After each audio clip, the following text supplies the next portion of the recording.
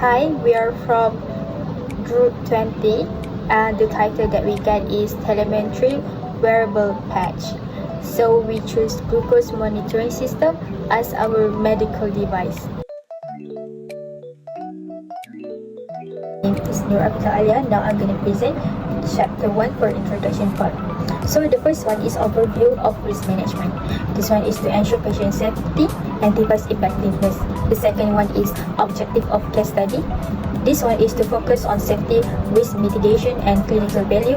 And the next objective is to assess device performance in continuous patient monitoring. And the second one is the scope and compliance. This one we're going to use ISO 14971 for our analysis. Hi, I'm Saida. The wearable telemetry patch monitors glucose continuously using an electrochemical sensor and Bluetooth. Its intended use for diabetes management defines clinical benefits like improved glycemic control and reduced invasive testing, forming the basis for risk evaluation and acceptability in later chapters. Chapter 3 for risk analysis and hazard analysis, we identified 5 different risks in glucose monitoring system. The first one is biocompatibility due to skin irritation and algae reaction. And the second one is data integrity, use of vital patient data due to connectivity issue. And the third one is diagnostic accuracy. Maybe the patient can get a wrong value. And the fourth one, electrical safety, minor electrical shock or overheating. And the last one is usability, misapplication or detachment during use. As we can see the table in here, this is the summary of chapter 3. We're going to calculate risk level for each hazard using 5 times 5 metrics. After that, we're trying to find a control measure for each hazard to improve the glucose monitoring system. As we can see, the SCORM-G7 demonstrates a mean absolute relative difference or MARD and approximately negative 8.2% for the accuracy. Second, the real-time alarm capability. The SCORM-7 provide real-time alert without requiring the user to scan the sensor.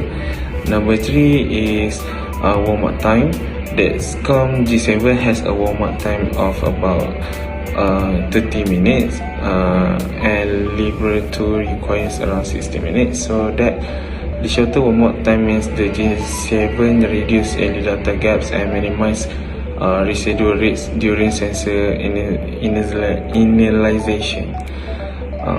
For the number 4, for sensor wear duration, the SCORM-G7 offer a wear duration of 10 days while Libre 2 lasts for 14 days. And number 5, adhesive and skin reaction. The SCORM-G7 use and improve hypoallergenic adhesive with fewer reported sensitivities. Hello everyone, I'm Monkaya and I'll talk about part 5, benefit assessment. We already looked at the risk. Now we must check if the benefit of the device are bigger than the risk. The main job of this wearable monitor is to give patients and doctors information all the time. This helps people get better control of their blood sugar and make life easier by avoiding the pain of finger pricks. We compare our device, the G7, to other monitors like Libre and Guardian to see how good it really is.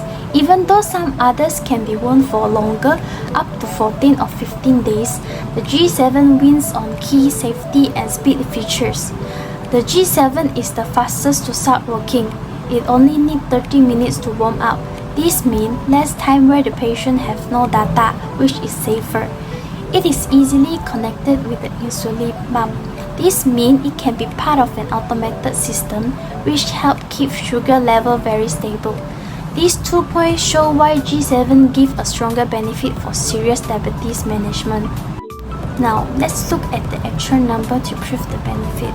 The device is very accurate with a low MARD number of 8.2. This is very important because it means patients can trust the reading to decide how much insulin to take. The system has sent out over 120 million urgent low soon alerts. This directly helps prevent serious drop in blood sugar and stop people from needing to go to the hospital. It also needs 0 finger pricks and is reported as easy to use by 96% of people. This means people actually use it correctly and feel more confident managing their health. In conclusion, the facts show that the high accuracy, speed, and safety of the device give patients huge clinical benefits that are much greater than the small risk. Hi, I'm Saidah again. Chapter 6 explains why the device is acceptable for its intended use, described in Chapter 2. Risks identified earlier, such as sensor calibration errors, adhesive skin reactions, data transmission delays, and battery depletion, cannot be fully eliminated but are minimized through validated design controls and compliance with IEC and ISO 14971 standards.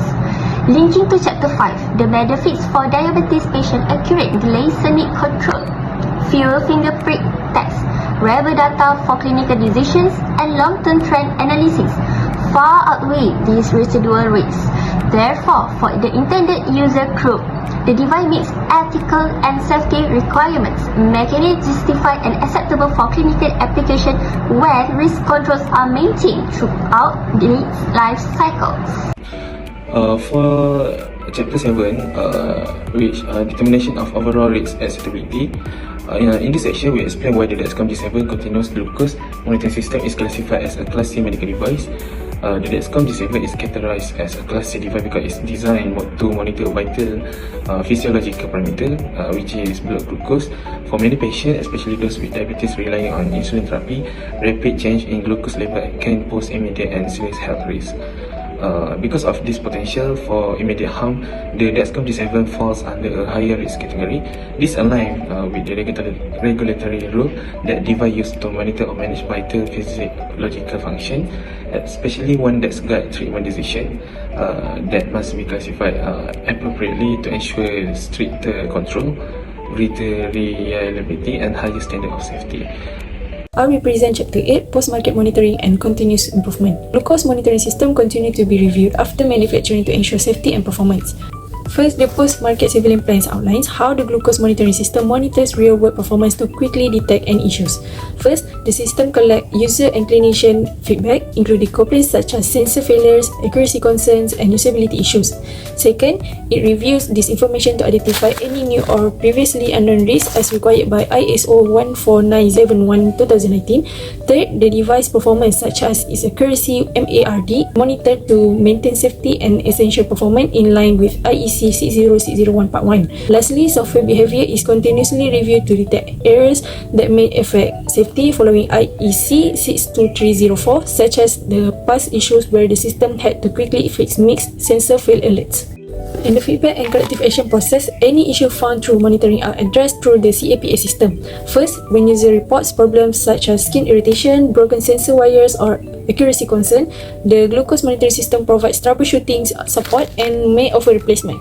Next, serious or widespread issues trigger formal corrective action. For example, a software error that caused missed sensor fail alerts leads to an immediate medical device correction and app updates for all users. This action help maintain device safety under IEC 60601 Part 1 and correct software defects under IEC 62304. Ultimately, this feedback loop support continuous improvement as required by ISO 14971-2019, ensuring risks remain acceptable and future device versions become safer and more reliable.